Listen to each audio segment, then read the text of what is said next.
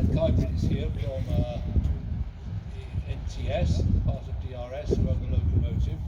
It's his locomotive, so he's going to say a few words and tell us a bit about both his company and indeed the exciting new propulsion that propels this fine machine behind me. And he will then ask Minister Ian Stewart to pull the cord and name the locomotive. So Seth, please come forward. Well, thank you very much, and thanks for braving the cold weather and the breeze.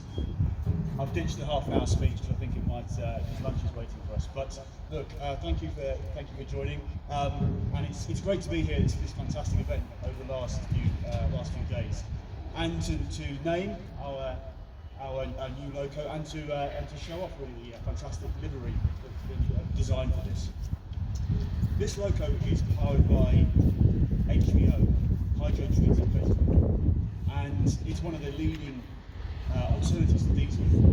So by using this, you can cut the carbon emissions from one of these fantastic locos by about 90%, which is a considerable amount and a real step forward in what we're trying to do.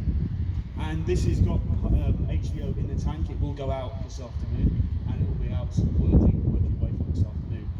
We've actually been running a trial on a different loco using HBO between here and Inverness, and it's a 6-week trial. We've started it already, and we expect that the carbon reduction will be about nearly 300 tonnes of carbon we'll be saving by just on that one loco just for 6 weeks. So that really shows what we can do.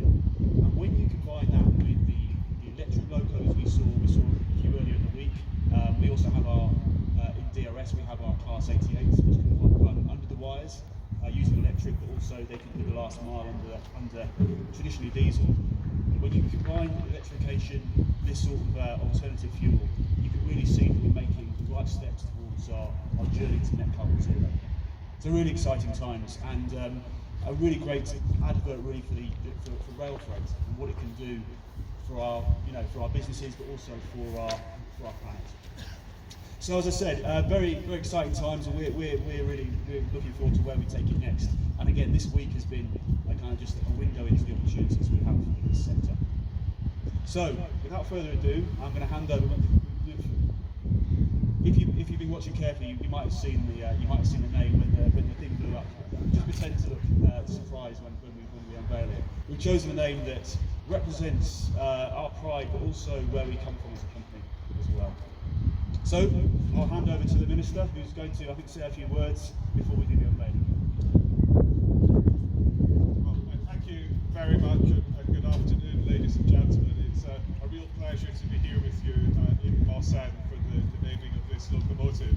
I have to say, this is a childhood dream come true, and when this invitation appeared in my entry, I accepted it with alacrity, because I've been a huge fan of rail transport since I was a small boy. So to be able to name a locomotive is a huge moment for me.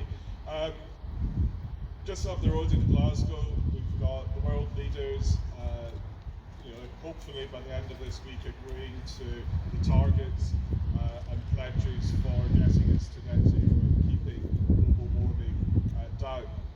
And those are incredibly important, of course, but they don't deliver the change themselves. That change only happens when every bit of the economy and all of us change our behaviours. And I think I'm right in saying now that energy production has moved away from coal in particular, it's now the transport sector that is this country's largest emitter of CO2. And that covers every sector from passenger cars to aircraft to freight transport. So it's really important that initiatives like this are happening and that practical steps are being taken to decarbonise our transport. I'm hugely enthusiastic about the future for rail freight in this country. I think it will continue to grow enormously, and the more that we can transport the long distances from the ports, from the manufacturing sites to hubs like here, I think that's an incredibly important part of the picture. So I'm conscious that I'm probably the man standing between you and lunch in an draw my remarks to a close, and it gives me enormous pleasure